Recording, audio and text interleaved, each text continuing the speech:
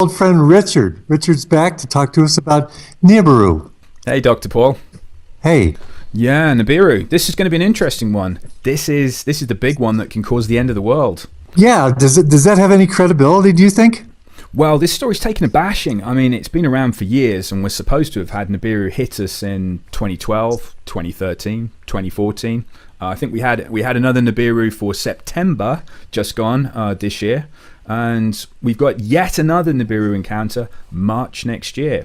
So it's a bit of a tricky one, isn't it? Well, yeah. Is it a little bit slow coming in? Is it slowing down, or what's the story with its arrival? Well, this is the problem, you see, because everybody's speculating on this thing, and the amount of evidence that's actually turning up on the internet is not looking so credible, you know. And it's interesting to do a story about Nibiru because a lot of people just go ahead and say, it's the end of the world, we're going to get hit by this huge heavenly body that's going to come in, it's going to tear off the surface of the earth, it's going to cause untold destruction, we're going to have meteorite showers. It's the proper end times prophecy. So this is the end of the world, or rather the end of an era, because this will change everything if this thing turns up. So I thought we'd look at a little bit of the story behind it, and we'll see if we can find any credibility. How's that sound? That sounds great, Richard. In the past 30 years, speculation's grown amongst astronomers about the existence of an extra planet in our solar system. Astronomers and New Age writers have thought different names. Astronomers called it Planet X for the 10th planet, or unknown body. New Age writers called it Nibiru, Wormwood, the Destroyer. Now, Nibiru comes from the New Age mythology and is the name for the abode of the main god Anu. Zachariah Sitchin interpreted the story of Nibiru as ancient fact in his 1976 book, The 12th Planet, and related it to translations of the ancient Sumerian writing. The most popular description is that Nibiru would be one of the planets circling a brown dwarf sun called Nemesis, which is part of our binary solar system and is the ancient home of the Anunnaki, Earth's fallen angels. NASA haven't ruled out that our solar system is actually binary and having a twin sun that could be less than a light year away. They do say 80% of the solar systems are binary and have twin suns, so it wouldn't be strange if we had one. The sun's described as a brown dwarf by Nibiru writers. It doesn't emit much light, it's very hard to see and can only be spotted at a distance with a high-power infrared telescope like IRAS. Accounts of Nibiru vary from smaller than the Earth to 7 times the size. Its orbit also varies depending on who you talk to, from 3,600 years to 250 years. The details are all over the place. Disinformation is everywhere. We've got false pictures, fake sightings, possible complete government cover-ups. Now, after Neptune was discovered, astronomers speculated there might still be another planet out there. Percival Lowell proposed the Planet X hypothesis back in 1915 to explain the observed irregularities in the orbits of Uranus and Neptune. At first, astronomers thought they'd found Planet X when Pluto was discovered in 1930 by Clyde Tombaugh, but they realised that Pluto is too small to explain the observed orbital perturbations of Uranus and Neptune. So something's pulling on those two planets. And this all started a new search for Planet X. Let's meet the guy who actually came up with the first set of interesting calculations for it. This is Dr. Bob Harrington. And Dr. Harrington was actually the chief astronomer for the US Naval Observatory. We're talking about the American military here, and they're spending money on this stuff. Now, this becomes a bit of an odd story because Dr. Robert Harrington, he went down there with an 8-inch telescope, and he was making some observations because he thought that he'd found Planet X. Now, the reason he thought he'd found it was because the orbits of some of our planets were being messed around with. So we've got Neptune, Uranus, and Pluto, and they call it its perturbation of the orbits. So in other words, there's some large other planet. This is how they found all the planets originally. They found the orbits were being messed around with, and they went looking for an object that was messing with the planetary orbits. So they went looking for another body, and Dr. Harrington noticed that we've got a bit of a problem with these other 3 planets. It's an amazing story to begin with, yeah. Yeah, absolutely. But wouldn't you know it, when he's completing his observations and he sent them off to NASA, he took a load of films, he made some celestial maps, he plotted the orbit of Planet X, he said he'd found it, and all those films went off to NASA and were mysteriously never seen again. Does this pistol fire the dart? Yes, it does, Mr. Chairman, and a special one was developed which potentially would be able to enter the target without perception. The poison was frozen into some sort of dart, and then it was shot at very high speed into the person. So when it reached the person, it would melt inside them, and the only thing would be like one little tiny red dot on their body, which was hard to detect. There wouldn't be a needle left or anything like that in the person. But also the toxin itself would not appear in the autopsy? Yes, so that there was no way of perceiving that the target was hit. Wow. We're really good at killing people, aren't we? We can give somebody a heart attack with a gun.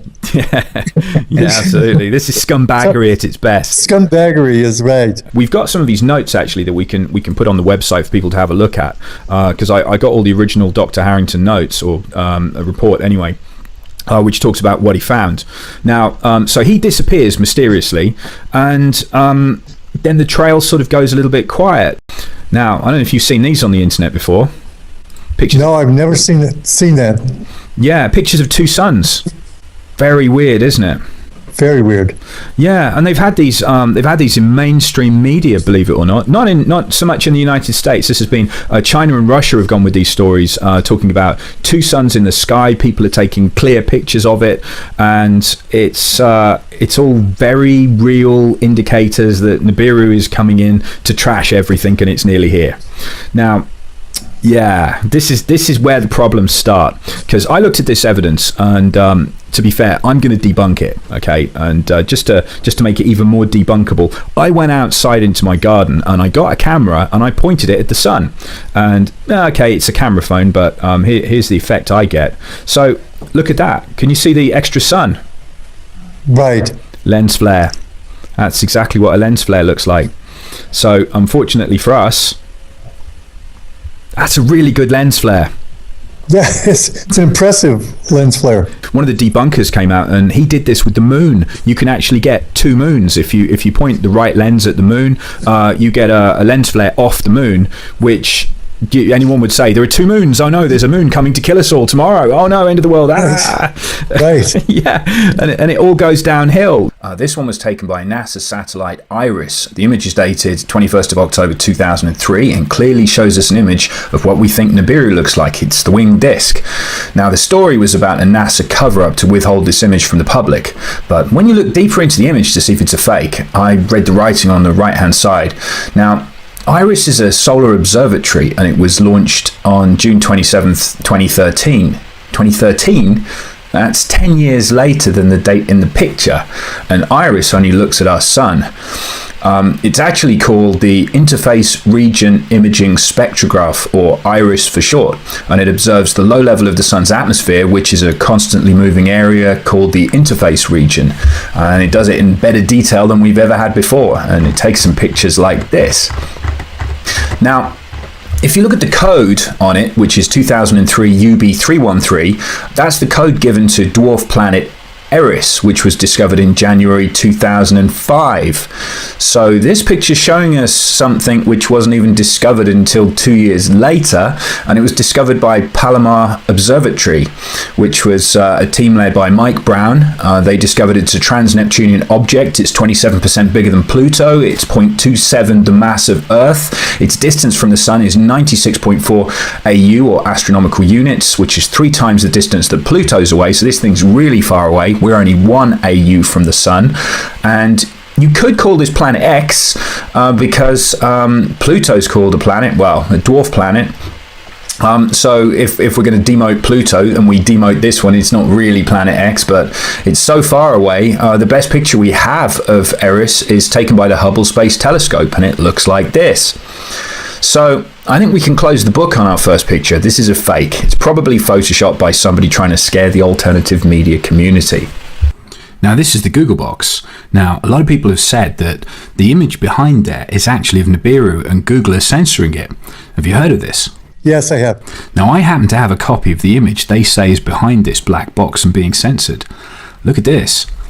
That's a creepy looking image, isn't it? That's the creepiest looking planet. I mean, it's scary looking. If you look at everything else out there, looks like, calm, just another day at the office. But that thing is menacing looking. Yeah, isn't it? It's got like and you see the bits coming off the edge of it. This is what a lot of people are saying is the dust trail coming off it, which is the iron-based dust trail. So this is like iron oxide, and this is one of the effects they've said of the iron oxide is when it comes swishing by our planet and we get a dose of this iron oxide trail off it, it's going to turn the rivers and the waters to blood. So it will make all the water go red.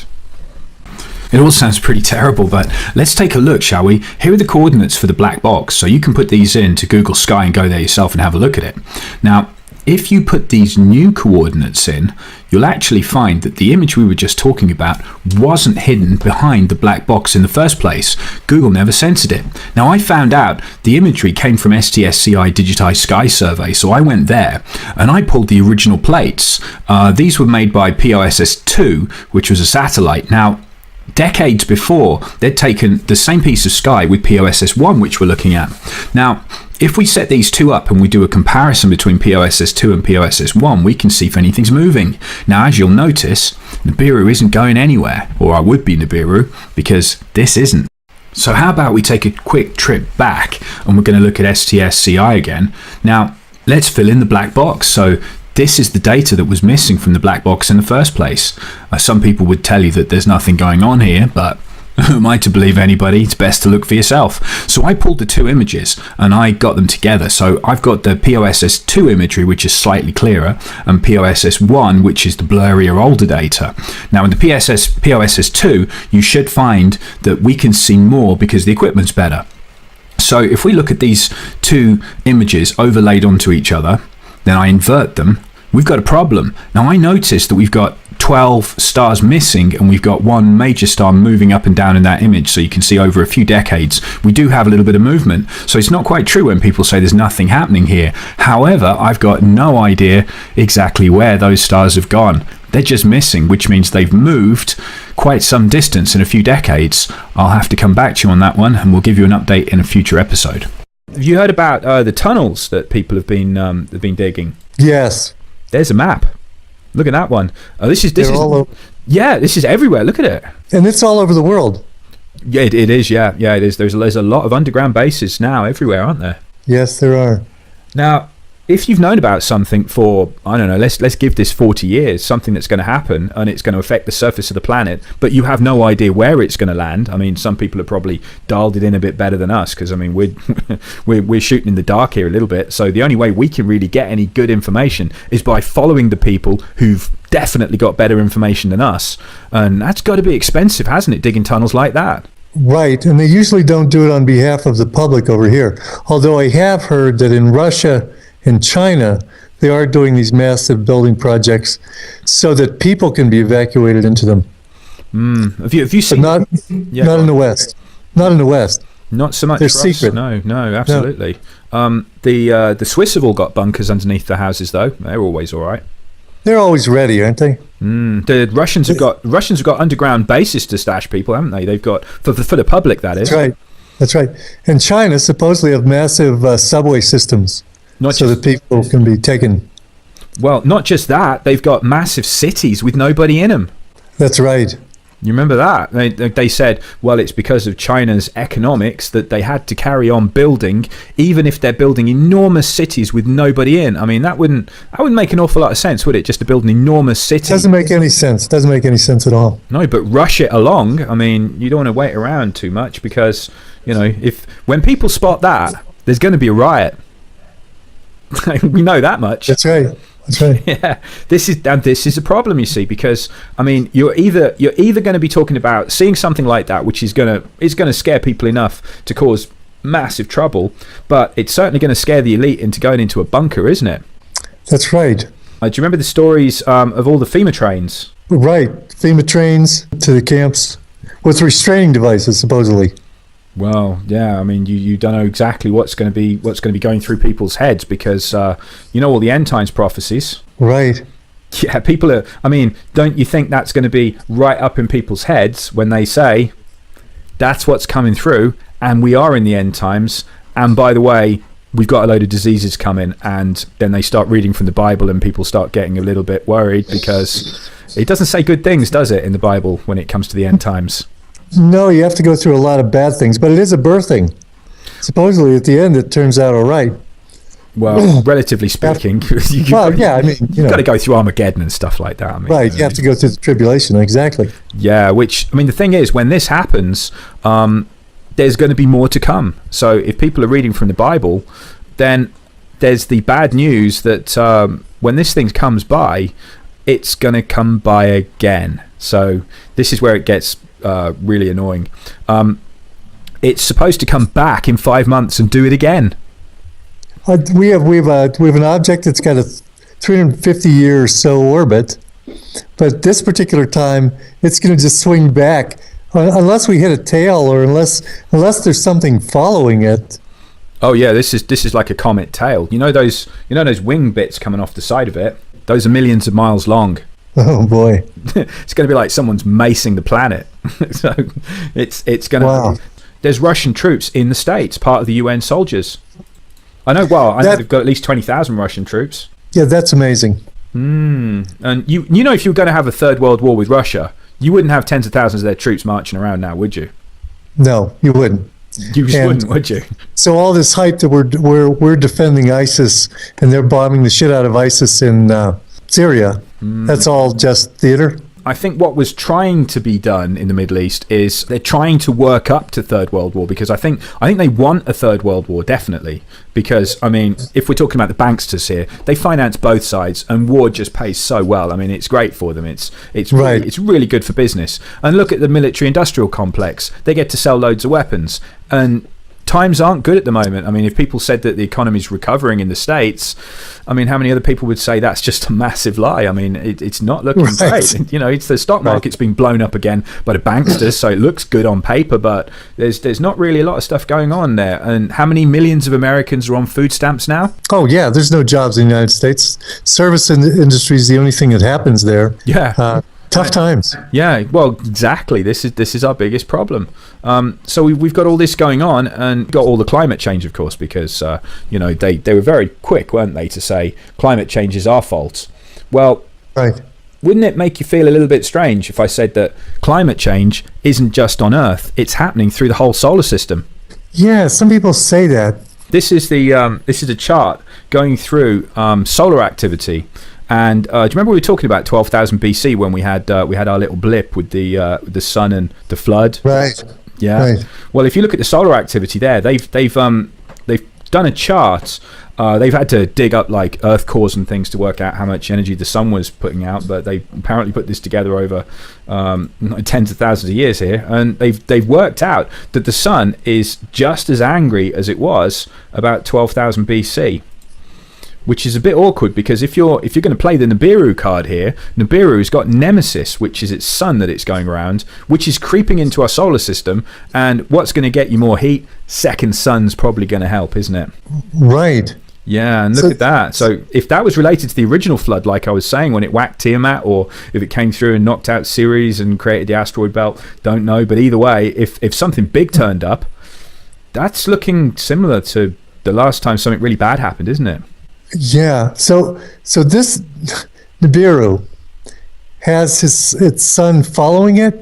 Effectively, yeah, because what NASA will tell you is that most solar systems are actually not singular solar systems, they're binary, which means that you've got a sun and then another sun. So there's two suns, and effectively they would be known as, there'd be two solar systems, but effectively going round each other kind of thing, you know, so they interact with each other, and they're binary solar systems, and they say 80% of solar systems are like that. What do you say? Actually, 80% is definitely going towards, we could well be, couldn't we? Right. Some people say we have a dark sun. We have a light sun and then we have a dark sun, just to be consistent with that model. If we've got a sun coming in that's got Nibiru going around it, it's coming into the solar system, and this thing's like a heater. Now, look at what's happened to Venus. See the picture? Right. From 1978, right, where that map of the tunnels was coming from in the 70s, look at that, to 1999, we've got a couple of decades here, and a 2,500% increase in green light coming off Venus. That's a lot of light, isn't it, coming off it? That's enormous. Right. And then look, rapid appearance of clouds on Mars. You know, this stuff is weird, isn't it? Yeah. And ozone appearing on Mars. I mean, Right. again, I'm sort of averaging it out here, but we've got a couple of decades here, and then look, 50% erosion of ice features. So Mars has got global warming. But before that, the photograph before that was from NASA. Now NASA has got isn't just an innocent research facility. It's got to follow up or make way for the normal narrative of the global warming thing. Well, So it could be concocting all of these things, because it's not like NASA doesn't do that. That's what it does for a living. Well, It concocts fiction. yeah, but why would it say there's global warming on Venus? You know, they're gonna tax you for Venus's global warming. Yeah, you're right. They couldn't. That screws it, doesn't it? Yeah, because Right. you're responsible for global warming. It's your fault. It couldn't. You're exactly right. It couldn't be taxed. Yeah, but get this though. You see, I mean, I've got a telescope that will take these pictures. What you're looking at there, I can take that. And you can't hide it. I mean, if you're going on about Jupiter and what's going on with Jupiter's white ovals, look at them changing. I mean, Jupiter's got, remember that great big spot on Jupiter? There's a lot of really weird stuff going on, saying Jupiter has gone up 18 degrees in 10 years. I mean, what would happen if that happened to us on Earth? 18 degrees in 10 years? That would be a problem. Yeah. I mean, that would be the end, wouldn't it, pretty much? And I mean, look at this. Towering storms more than 100 kilometers high. 100-kilometer high storms going through Jupiter's cloud deck for the first time. I mean, that's pretty severe. I mean, you know, that's Right. it's not good to see that happening. And then look at this. This is the cue ball. So we've got Uranus here. Now, can you spot any distinctive features on that? Nothing. Looks like a cue ball. That is a cue ball picture, okay? Now, that's 1986. Now, look what happens to it.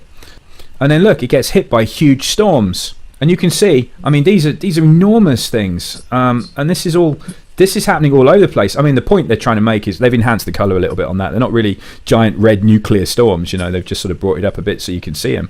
But look, really big changes. Yeah, you know, it's absolutely right. So that's a bit of a problem. Look at that, from 1996 to 2002. It's 40% brighter.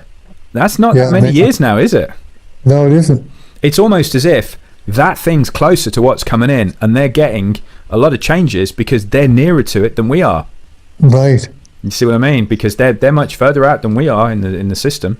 So if there is something that's out on the edge or it's coming by and it's nearer to them, it's doing some pretty horrible things to them. Because if we've got another sun, here we go, look, 89 to 2002. Look at that, it's gone swirly. That's a scientific definition, Right. isn't it? Swirly. Yeah, so we've got more volcanoes going off. We're going to have, there we go, economic losses. So I suppose someone could dig out the insurance files, couldn't they, and find out how many people have lost due to natural disaster or whatever. We've got horrible things happening all around the world. But I don't believe there's anything you can do to prepare for it. I don't think any normal person could really do very much. I mean, what are you going to do? Oh, we're not going to do a thing. Yeah, it's fair, isn't it? No, we're not going to do a thing. Actually, compared with some other scenarios that could be playing out here, this doesn't sound like it's that bad. And when you think about world war, nuclear destruction, when you talk about the different invasion scenarios that they could be pulling off, total economic collapse, this sounds like, oh yeah, okay, this is just another one.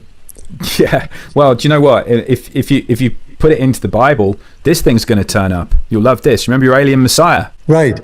Well, I'm not sure if you've looked into this angle, which is definitely going to make your head spin. This is an ET spaceship, which is the New Jerusalem. Yeah. So, and they worked it out because you know, the origin of man is a little bit fishy, you know. And if you talk to a geneticist, a guy who's willing to talk off record, he'll tell you that if you want to say, well, man evolved from a monkey, didn't it? You know, that's the official story, right? That's the official storyline, that's right. Well, if we evolved from monkeys, why are there still monkeys? Because surely they would have all evolved, right? Right, nobody's evolving into anything, I've noticed. Well, in fact, we're more stupid than we were before. I mean, we've got no idea how we built the pyramids. Yeah, if anything, we're devolving. That's right. So, well, the good news for you, by the way, is you're going to have a nice ET spaceship come and get you. So we're going to have the New Jerusalem, which is going to show up. Notice the diameter where they said, my Bible knowledge is not great, but I think they were saying in the Bible that it was 1,300. I'm just reading off the screen here. You can tell I'm cheating. Right. But they said it was the same width as it was. It was the same length and width. Okay, so they worked out, this is one of the designs. Somebody else says that the New Jerusalem could be a pyramid as well with a square base, but this could be like the snow globe kind of version of it, which would work as well. So 1325.75 miles across. So I mean, people can look into this a little bit more, but I mean, how's one of those things going to show up? So is this pushing on the rapture? You know, this is the other thing, because you know, with all the deception and everything, alien Messiah, and you've got potentially the rapture, you've got alien spaceships or a giant ship coming down. Do you get on board? What are you going to do? Oh, I'm not getting on board of anything. So you got they've got the false rapture plan. That thing, it looks like that might even be on the breakaway civilization if they wanted to build something like that, if it's that big. Well, this thing's got like the edge of it's made of diamond. The idea from it came back through a structural engineer, and he said that he had a program that could work out the stress levels of materials, and then somebody just said, like, what's the hardest stuff that you could possibly use to make something? And of course, like, the idea was said by somebody else. I think the story went, there was a girl in the room or something, she said, well, diamond's pretty hard, and look at that, because they say it's as clear as glass. Diamond's pretty solid stuff, and you know, we can make diamonds. That's not a problem. We can do that. You'd have to be some kind of much more advanced civilization to be making 1,325 miles worth of diamond. That's got to be a big project. Right. Yeah, so we could have that thing landing. Now, I'll tell you what, if you've been predicting an alien Messiah, that would spook most people, wouldn't it? That would make them drop to their knees. Yeah, you bet it would. Yeah, that definitely would. That would be a massive incentive, wouldn't it, to go with the guy who's controlling that thing? Right. Yeah, they're probably going to have a bit of power there, you know, and they're going to sort things out. Yeah. Well, this is the thing. If if that turned out to be Luciferian aliens, that's got to be disappointing, hasn't it, for people thinking they're going to get raptured? Right. But we don't know. We're purely speculating. We have no idea. So. It could be, but this is just a different take on it. There was a bunch of Jewish rabbis that were meeting, and they were actually saying that they thought they were in the time of Jacob's troubles. Here we go. I don't know if you can see that. I'll just zoom in a little bit. Jacob's troubles. Earthquakes, tsunamis, floods, violence, volcanic activity. Look at the year. This is 2000 onwards. Right. Yeah, this is like recent. Right. We've gotten through some of it. We have, and we've got World War III potentially starting. I mean, this is what some people in the military have said, haven't they? That in fact, World War III is going on, but it's a stealth war, isn't it? Everyone's got sneaky fighters, but is it really a world war? Are there enough nations involved to call it a world war? Right. I was listening to Alex Jones a couple of weeks ago, and he says that the Pentagon says that World War III is over and we're in World War IV. Yeah, I'm not. According to the Pentagon. Okay, so this says over to the right here, 2015, and then all of a sudden you have to be aware when here comes the bad news. The timeline turns red. Yeah, you have to know. Now this is September, so we go into the red zone in September. Then, so this is what a lot of people were getting spooked by, thinking it's going to happen now. It's going to happen now. September is the time. But I mean, you can't help but have a natural reaction that when it doesn't happen in September, all of this has gone away and none of it's going to happen. Yeah, and you go, oh, thank God, it's all gone. There aren't really any FEMA camps or anything, and all the tunnels fell in. Right, it's all gone. It's all gone. It's all just fear mongering, and we can all just go back to what we were doing. Yeah, go back to work. Yeah, it's all relax again. That's it. It's fine. That's right. Yeah, I mean, this is the problem, you see, because the twist that I'm going through in my mind is that all of this is a much slower arcing timeline. I mean, look at the years rolling by here on this. I'm looking at the 5 months, 150 days in the wilderness under his protection. That's right. Yeah. So this is the second coming stuff. So this is Jesus Mark II, or potentially Jesus's brother, could be. So Jesus might not return. It might be his brother, because Jesus was the first vessel. So there's been a bit of speculation on that one, and it's going to be a whole different thing, because this guy potentially is going to be doing some damage. So this isn't pacifist Jesus. This is going to be, well, let's just call him Christ anyway. So Christ's return. That'll be a good catch-all one.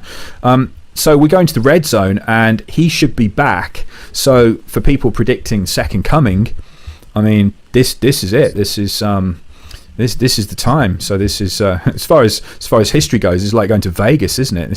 This is really the interesting bit. Well, it looks like according to this, he returns in 2016 around maybe March, maybe April. Could be. Is that what it looks like to you? I mean, yeah, people have had all of these kind of dates floating around, and let's call these loose dates, okay? Because you know how some of these predictions go horribly wrong. Usually, always go wrong. Right. But we know for a fact something's brewing. We can't nail it on this, but this is the end times view of it. So if we were in the end times, which much of the stuff on the internet is declaring, this would be the hot zone here. So we'll have a quick look through it, because this is the bit where it says, I'm not sure if it says it on this, but it says, no man will know the time of day, because when we get the meteor showers, potentially a sunrise will become sunset, because it will tilt the earth. That'll be tricky. Wow. So you won't even know what time of day it is, because it will just throw everything out. So Joshua's long day, where he had an extra 12 hours, let's say that happens again. But remember, the solar activity is great flood levels, so could be worse, could be more than 12 hours. But either way, it's saying that whatever happens in this, I mean, this is, again, it's pretty much speculation. I mean, but right. if we're going to say no man will know the time of day, the twist is that relating the Bible stuff to the Nibiru story, that if it comes in and does all that, that will fulfill prophecy, and that will be absolutely true, because if the time's been thrown off, if you got up in the morning and it's suddenly nighttime again, I mean, you're going to be lost, aren't you? So you won't know the true time of day. So I mean, going through all of this stuff, this is what Gil Broussard's done. He's ticked off loads of these boxes, and he said, well, okay, if you are going to be in the end times and you are going to start ticking boxes and saying this is what it all means, look at that. Great Tribulation right there, 3.5 years. So they said the time will be halved. So instead of another 7 years of Great Tribulation, it will be halved to 3.5 years, or no man will survive. I think the words go along those kinds of lines. That's right. That's exactly right. Now, the other thing was the Kissinger story, that when he said that Israel would be destroyed, I think the year was 2022, that Israel will be gone before 2022. And that'd be interesting on this, because there's some quite unpleasant stuff just slightly before 2022. Notice Armageddon. That's coming in end of 2020, according to this. And also got New Jerusalem. Wow. So right, it gives plenty of time for an ET Messiah and all those things to work out. This is like really interesting times coming up, if you can figure out some way to survive it. Well, if it comes to this, and this thing is coming in, oh yeah, you're gonna have a whole lot of trouble. I mean, you're gonna have 3.5 years of trouble. Right. And they're saying a place of safety in the wilderness, and they're talking about all the rich people.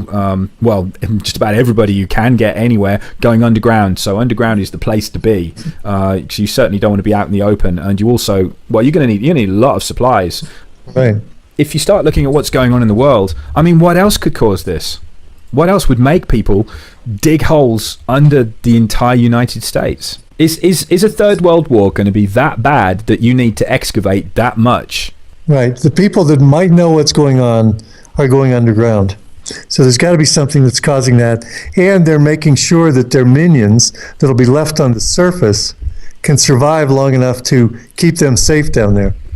You know, I think another thing that we should throw into this mix, we were talking about the Queen temporarily vacating Buckingham Palace. That's right. And when she's choosing to do that, when she's leaving in March and she's coming back in the fall or something. I think it was. I think it's the end of this year. Actually, they've said Buckingham Palace needs to have renovation work, and the Queen just can't be there. and I think it will get her out of there through this time period. Definitely. I mean, it's all a bit awkward, and I heard that she'd got some land in Colorado, Denver, Colorado, and if that's true, that's where the government suddenly moved to. Because did you know the government moved off the East Coast? Absolutely, they moved everything. CIA headquarters, FBI, they're all located in Colorado. Probably underground in Colorado. Well, yeah, definitely, because they've got an underground military base right under the airport, haven't they? They sure do. Yeah, and we're looking at the timeline here. So this is potentially the kind of speed this thing's going to be coming in. And if you look there, can you see the big yellow 2016? Right.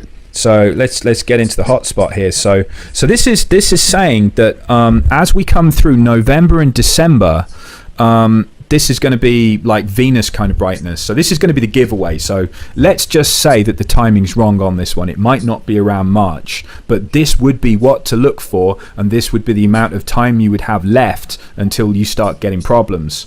So if you say that we've got an equal brightness to Venus, I think that's safe to say amateur astronomers are going to start getting it, aren't they? Right, that's what it says. This is when the Chinese astronomers first saw the guest star.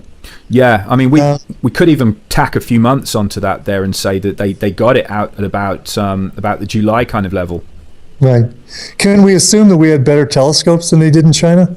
Yeah, which is why I'm thinking that our March date probably isn't going to happen. I say probably, meaning definitely.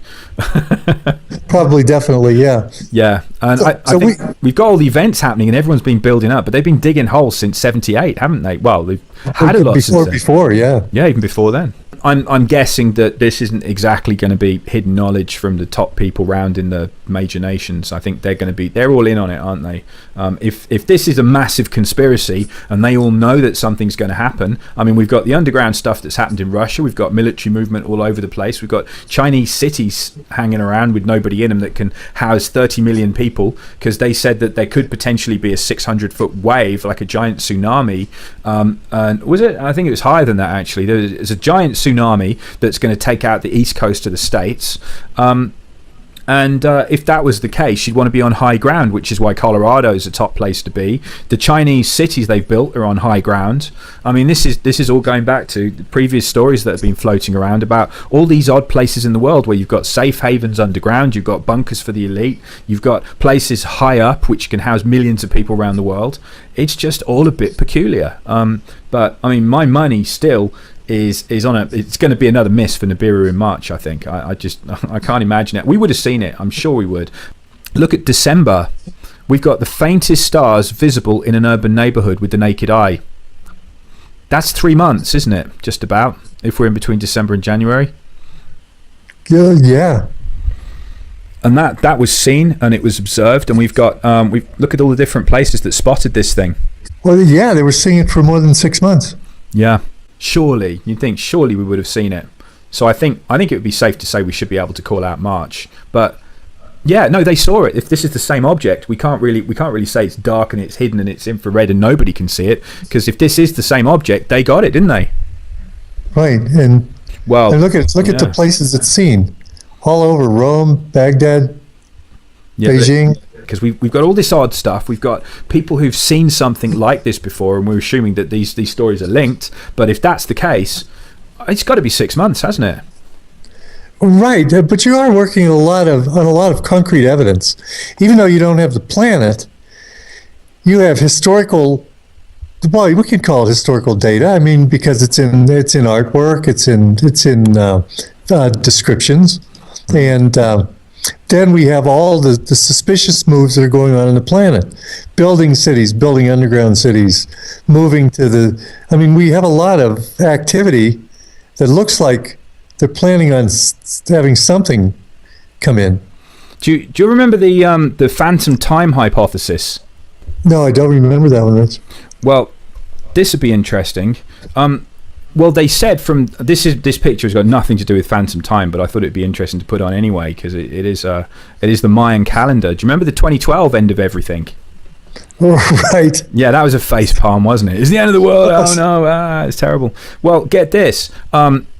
in between, there's a hypothesis going around between the years 600 and 900 AD that those 300 years are actually missing, that somebody messed with the calendars and threw us forward because an emperor just wanted to live later. There was some weird story behind it, I can't remember, but you should go and look it up. There is a phantom time hypothesis, and people have spent quite some time on this and saying that the Dark Ages, actually history was fabricated and they didn't really happen. Now that'd be a real problem, because that would mean we haven't got to the end of the Mayan calendar yet. It's not 2012. We're in the year 1700 and something. Right. Well, a while back, when during the fall, I think I've told you this before, during the fall of the Soviet Union, the teachers were told absolutely what they had to teach. But after the fall of the Soviet Union in Russia, they decided to only teach what was real. And so they hired a group of mathematicians and scholars, and they wrote a series of books called History, Fiction, or Science, which I got the first volume. And it's amazing. They go through one thing after another. And one of the things was this Gregorian calendar. They claimed through their research, and what they did is they took different documents, and documents back then would have different astrological placements on them. So they could date these documents precisely and not use the date that was on the document, if you know what I mean. And also paintings, different things that were depicted in paintings. And they could more accurately get a timeline. Well, they discovered, they say definitively that if Jesus came, he came only 1,000 years ago, and that Judaism started 200 years before that, and that the Mayan, the Gregorian calendar set everything up, created the Middle Ages, created all these different things that we call history. And also, when Pope Gregory was there, they had access to the Mayan calendar, so they could reset the Mayan calendar to coincide with whatever dates they were creating now. So the whole thing absolutely could be a hoax. Our whole history, the way we know it, could be fabricated to create the end time scenario to serve the purpose of whoever's purpose it's serving. Well, what do you think? Yeah, well, there was a story as well, talking about the 300 years. If that was true, and we'd lost 300 years, there was a story of a guy who... It was a bit of an out-of-body experience, like an Edgar Casey almost, because he predicted the future. But this guy actually travelled to his reincarnated self in the year 3900. And he had all of history explained to him. And the end times, according to his account, happened 300 years from now. So this was the year 2300. And if anyone's still alive or listening to this, or still cares in 100 years' time, apparently we'll land on Mars in the year 2200. So the end times come in the year 2300, when population of the Earth has got so high, because it doesn't look like it's going to stop growing, does it? No. We're gonna hit the limit where we have food shortages, and these are the end time prophecies coming in saying there's going to be a problem with food and everything's going to go wrong. We're going to get the war coming and everything, and this was described to this guy as the year 2300 or thereabouts. So I can't remember the exact dates, but it's about 300 years away. I don't care because I won't be there for it unless I. Well, 300 years away, that would coincide with the next returning. Well, look at this. This is the Mayan calendar. Do you see those things all around the edge? Yeah. Do you remember the original, the paintings that we saw, which looked a bit like that? Yeah, look at that. Yeah. Look at that. That's amazing. Now that's creepy, isn't it? Because if that's showing every time it's come round, this is irregular, isn't it? Right. Yeah, the Mayans have got this in a few times. So if this is coming round, and look at the top one. I mean, there's something meaner at the top. So I don't know. If we've got 300 missing years and it throws this back to 2300, maybe the 2012 stuff was all just to blow it off, because in 300 years, are you going to be looking back at the Mayan calendar? I mean, that's ancient history and it never happened, did it?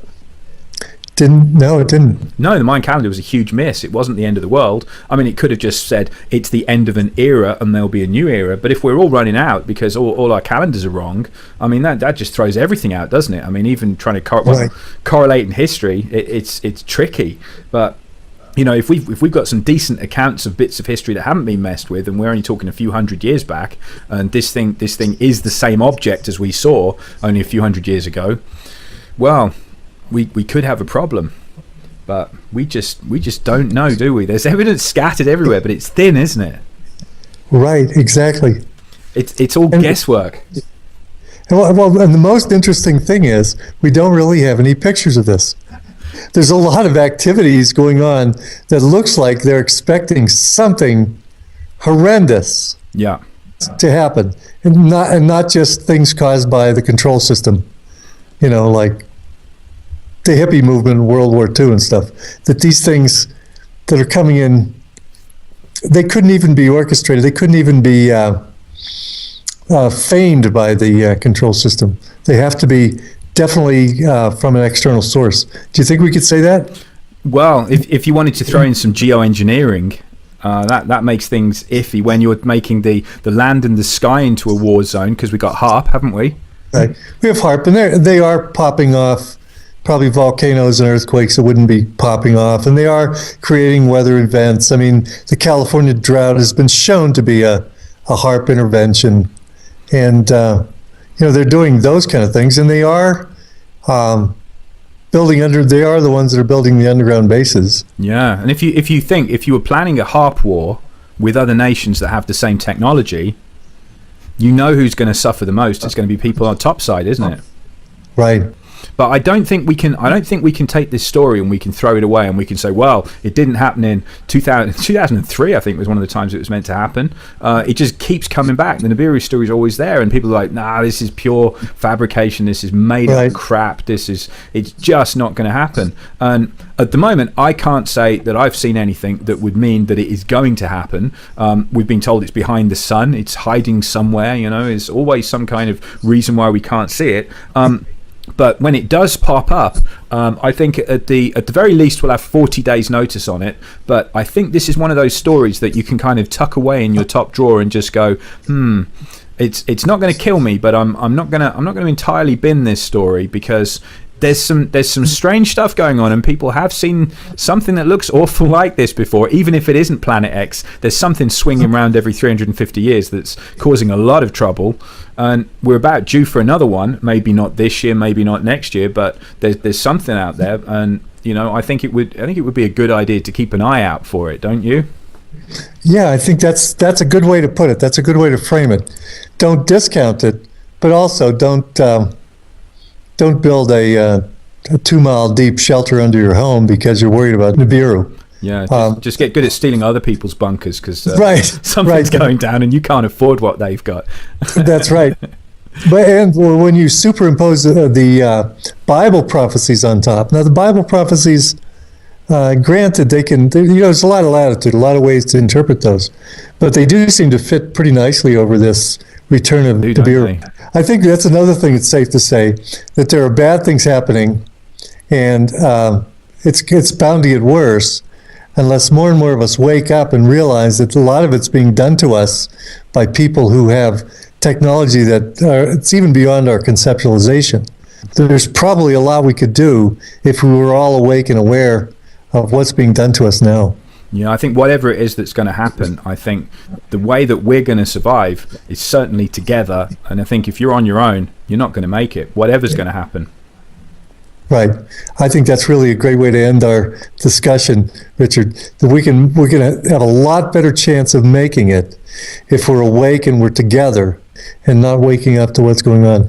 Well, thank you very much, Richard. This has been more than fascinating. I've sat here for as long as we were talking with my mouth half open, because I've been amazed. And thank you very much for spending time with us. Always good to be here. Well, I'll say one thing. Richard always takes us on a wild ride. I mean, this one included Nibiru, New Jerusalem, World War III, and he even got into Bible prophecies. But to summarize, what did we really learn? Well, we know that we could find this new planet, Eris. It's not really a planet, it's kind of a dwarf Planet X. But we couldn't find Nibiru. Can't find any evidence of it or its sun, Nemesis. No professional or amateur astronomers have any pictures at all. what about the Anunnaki? They came from Nibiru, right? Well, I don't think anybody ever said that they came from Nibiru. We were just kind of connecting those together. All we know is they came from the sky. They came from heavens. They might be the fallen angels. Who knows? And so what about the prophetic end of the world and the New Jerusalem? Is it going to be on a spaceship? Is the New Jerusalem the city that we're all seeing over China now? What's going on here? You know, probably the best evidence we have to try to figure out what's going on here is actually no evidence that fits together unless you look at a big, broad picture. I mean, you've got Dr. Harrington, who came forward and did all this research and all of a sudden was summarily done away with. And now there's astronomers in Paris that are being killed. I mean, you have to look at what the elite are doing now. They're building underground bases that we know of. We know that they're going to high ground. We know that they're all consolidating their food banks. You know, all these things fit together. And what about the murals in the Denver airport predicting the end of the world, some cataclysmic thing from the sky that might come in? Who knows? And then there's the changes that are taking place all through the solar system, including heating up. And if you look around the planet, maybe geoengineering, but there are major increase in volcanoes and plate tectonics activity like earthquakes happening all over the world. And they're still looking for something out there. And they're building in Chile a huge telescope called the Large Synoptic Survey Telescope. And it's on a mountain in Chile to look for whatever it is they know is out there and they think is coming. But after speculating on this subject for a while and talking about Nibiru and what could be happening in the Bible prophecies, we came to a couple conclusions. Likely 2016 won't be the end of the world, or maybe 2017 might not be the end of the world, especially if it has to be caused by Nibiru, because there's just no evidence that it's getting in here. Number two, we might not be able to control what's in the outside world or what the galaxies or the universe or whatever out there is coming to get us. But we can control our situation here on Earth. And the way we control the situation here on Earth is by waking up to what's going on, by waking up and finding out who our enemy is and how we can protect ourselves and create a nice foundation for human beings to go forward in the future. That's what we should be focusing on, and not focusing on things over which we have absolute, control. And another thing that Richard and I speculated on as we were going through this group of material is that they seem to be wanting to get underground. The elites seem to want to bury themselves or go to high ground or get away. They seem to want to hide from something. And we were speculating that one thing that they might be wanting to hide from is us. Because we're waking up, we're finding out who they are and what they're doing, and their judgment is way overdue. So let me leave you on that note. Take control of what we can control. Don't worry about what you can't control, and focus on the positive aspect of this moving underground by the elites. They might be needing to get away from us because we're waking up and we realize that we don't need them. And quite the opposite. We need to be without them. Well, that's all the World Beyond Belief for today. God bless you and take care.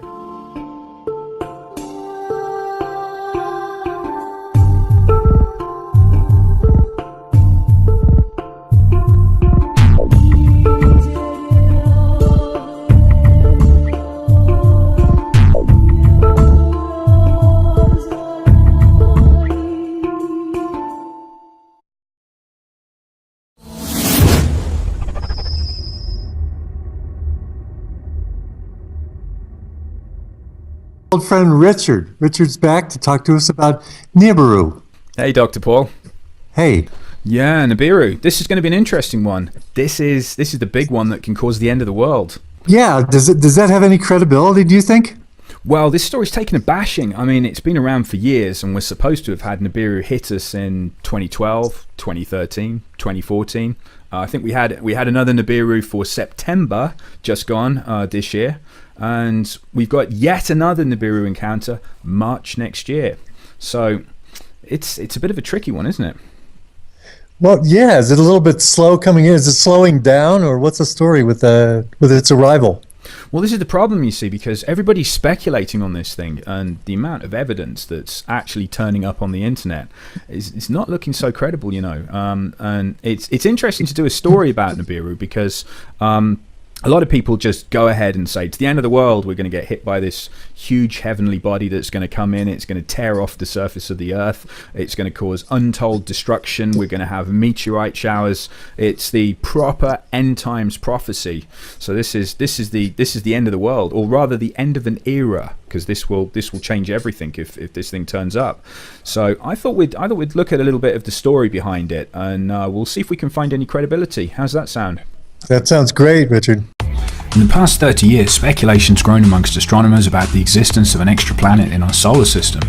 Astronomers and New Age writers have thought different names. Astronomers called it Planet X for the 10th planet, or unknown body. New Age writers called it Nibiru, Wormwood, the destroyer. Now, Nibiru comes from the New Age mythology and is the name for the abode of the main god Anu. Zachariah Sitchin interpreted the story of Nibiru as ancient fact in his 1976 book The 12th Planet, and related it to translations of the ancient Sumerian writing. The most popular description is that Nibiru would be one of the planets circling a brown dwarf sun called Nemesis, which is part of our binary solar system and is the ancient home of the Anunnaki, Earth's fallen angels. NASA haven't ruled out that our solar system is actually binary and having a twin sun could be less than a light year away. They do say 80% of the solar systems are binary and have twin suns, so it wouldn't be strange if we had one. The sun's described as a brown dwarf by Nibiru writers. It doesn't emit much light, it's very hard to see, and can only be spotted at a distance with a high-power infrared telescope like IRAS. Accounts of Nibiru vary from smaller than the Earth to 7 times the size. Its orbit also varies depending on who you talk to, from 3,600 years to 250 years. The details are all over the place. Disinformation is everywhere. We've got false pictures, fake sightings, possible complete government cover-ups. Now, after Neptune was discovered, astronomers speculated there might still be another planet out there. Percival Lowell proposed the Planet X hypothesis back in 1915 to explain the observed irregularities in the orbits of Uranus and Neptune. At first, astronomers thought they'd found Planet X when Pluto was discovered in 1930 by Clyde Tombaugh, but they realised that Pluto is too small to explain the observed orbital perturbations of Uranus and Neptune, so something's pulling on those two planets. And this all started a new search for Planet X. Let's meet the guy who actually came up with the first set of interesting calculations for it. This is Dr. Bob Harrington. And Dr. Harrington was actually the chief astronomer for the US Naval Observatory. We're talking about the American military here, and they're spending money on this stuff. Now, this becomes a bit of an odd story because Dr. Robert Harrington, he went down there with an 8-inch telescope, and he was making some observations because he thought that he'd found Planet X. Now, the reason he thought he'd found it was because the orbits of some of our planets were being messed around with. So we've got Neptune, Uranus, and Pluto, and they call it it's perturbation of the orbits. So in other words, there's some large other planet. This is how they found all the planets originally. They found the orbits were being messed around with, and they went looking for an object that was messing with the planetary orbits. So they went looking for another body, and Dr. Harrington noticed that we've got a bit of a problem with these other 3 planets. It's an amazing story to begin with, yeah. Yeah, absolutely. But wouldn't you know it, when he's completing his observations and he sent them off to NASA, he took a load of films, he made some celestial maps, he plotted the orbit of Planet X, he said he'd found it, and all those films went off to NASA and were mysteriously never seen again. Does this pistol fire the dart? Yes, it does, Mr. Chairman, and a special one was developed which potentially would be able to enter the target without perception. The poison was frozen into some sort of dart, and then it was shot at very high speed into the person. So when it reached the person, it would melt inside them, and the only thing would be like one little tiny red dot on their body, which was hard to detect. There wouldn't be a needle left or anything like that in the person. But also the toxin itself would not appear in the autopsy? Yes, so that there was no way of perceiving that the target was hit. Wow. We're really good at killing people, aren't we? we can give somebody a heart attack with a gun. Yeah, absolutely. This is scumbaggery at its best. Scumbaggery is right. We've got some of these notes actually that we can put on the website for people to have a look at, because I got all the original Dr. Harrington notes, or a report anyway, which talks about what he found. Now, so he disappears mysteriously, and then the trail sort of goes a little bit quiet. Now, I don't know if you've seen these on the internet before. Pictures. No, I've never seen that. Yeah, pictures of two suns. Very weird, isn't it? Very weird. Yeah, and they've had these in mainstream media, believe it or not. Not so much in the United States. This has been China and Russia have gone with these stories, talking about two suns in the sky. People are taking clear pictures of it, and it's all very real indicators that Nibiru is coming in to trash everything, and it's nearly here. Now, yeah, this is where the problems start, because I looked at this evidence, and to be fair, I'm going to debunk it, okay? And just to make it even more debunkable, I went outside into my garden and I got a camera and I pointed it at the sun. And okay, it's a camera phone, but here's the effect I get. So look at that. Can you see the extra sun? Right. Lens flare. That's exactly what a lens flare looks like. So unfortunately for us, that's a really good lens flare. Yeah, it's an impressive lens flare. One of the debunkers came out and he did this with the moon. You can actually get two moons if you point the right lens at the moon. You get a lens flare off the moon, which anyone would say there are two moons. Oh no, there's a moon coming to kill us all tomorrow. Oh no, end of the world. Right. Yeah, and it all goes downhill. This one was taken by NASA satellite IRIS. The image is dated 21st of October 2003 and clearly shows us an image of what we think Nibiru looks like. It's the winged disc. Now, the story was about a NASA cover-up to withhold this image from the public, but when you look deeper into the image to see if it's a fake, I read the writing on the right-hand side. Now,